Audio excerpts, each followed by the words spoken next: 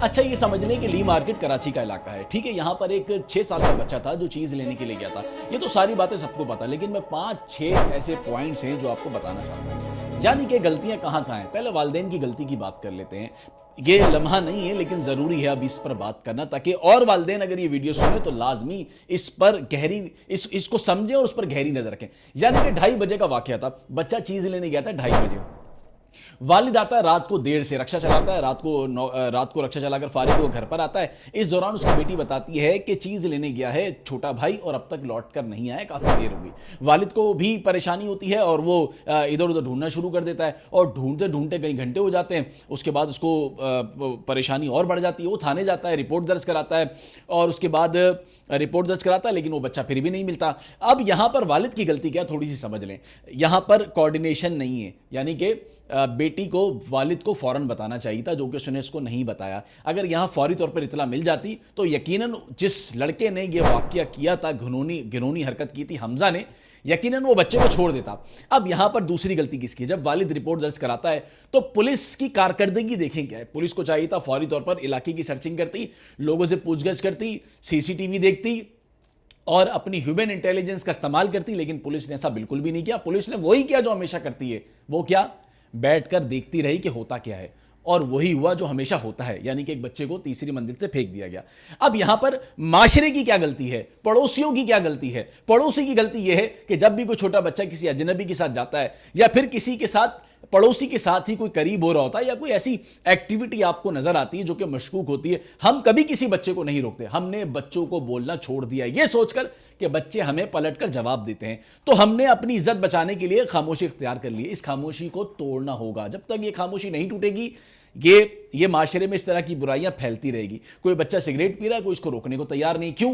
کہ ہمارا تو بچہ نہیں ہے، ہمارا بچہ ہوتا تو ہم بولتے۔ بھائی پہلے بھی تو لوگ بولتے تھے نا، اگر اب آپ نہیں بول رہے تو کیوں نہیں بول رہے؟ معاشرے کو بگاڑنے سے روکنے کے لیے آپ کو بولنا پڑے گا۔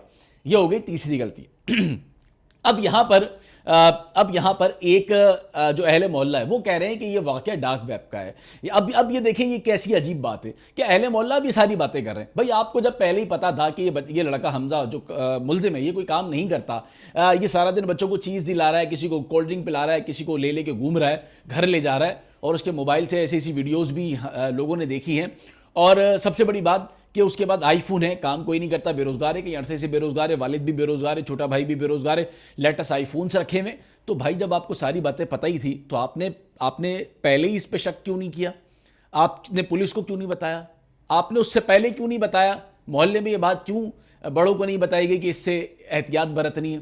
لیکن کسی نے کوئی بات نہیں کری، سب نے خاموشی رکھی ہوئی تھی۔ تو یہ معاشرے کا چوتھا پہلو ہے، جب کوئی واقعہ ہو جاتا ہے تو اس کے بعد ہم ساری باتیں کرتے ہیں، اس سے پہلے ہم خاموش رہتے ہیں، ہم بھی انتظار کرتے ہیں، نہیں بولتے۔ یہ ساری باتیں پولیس کو بتانی چاہیے تھی نا۔ اور سب سے بڑی بات کہ جب آپ کو اس پر اتنا ہی شک تھا اور وہ آپ کے ساتھ ساتھ گھوم رہا تھا تو کیوں آپ کی آنکھیں نہیں کھلی جب وہ مگرمچھ کے آنسو بہا رہا تھا کہ میں بڑا پریشان ہوں، میں اپنے دوستوں کو بتا رہا ہوں، تو آپ نے تب بھی سنجیدگی سے اس کو نہیں دیکھا؟ اب جب وہ پکڑا گیا اور رنگے ہاتھوں پکڑا گیا تب آپ کو یہ ساری باتوں کا خیال آ رہا ہے۔ تو لیکن لیکن لیکن لیکن لیکن اب ہوا کیا یہ سن لیں۔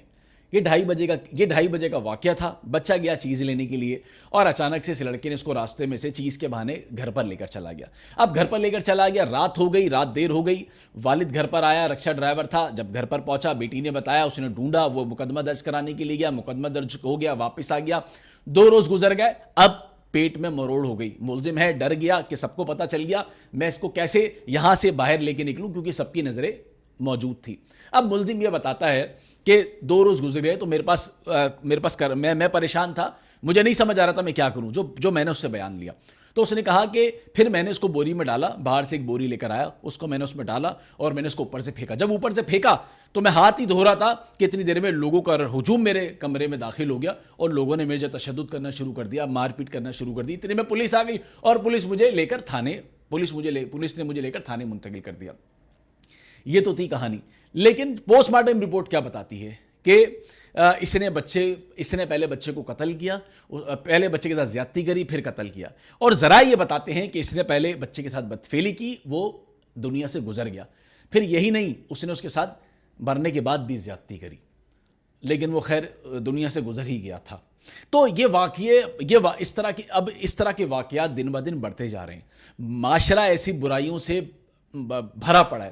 آپ کو خود اپنے بچوں پر نظر رکھنی پڑے گی. اب تحقیقات تو چل رہی ہیں، تحقیقات میں وہ تو ہاتھ میں آ گیا. اب پہلے اس کا بیان یہ تھا کہ میرے ساتھ دو دوست اور تھے، بعد میں اس نے اپنا بیان بدل دیا کہ میں اکیلا ہی تھا.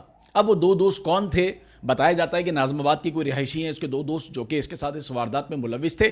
اب وہ تھے نہیں تھے یہ تحقیقات میں پتہ چلے گا، لیکن اس نے اپنا بیان بدل دیا ہے. ماموں نے کہا کہ اس نے پہلے 3 لوگوں کا نام لیا تھا، اب خود اکیلا اپنا نام بتا رہا ہے. تحقیقات شروع ہو گئی ہے.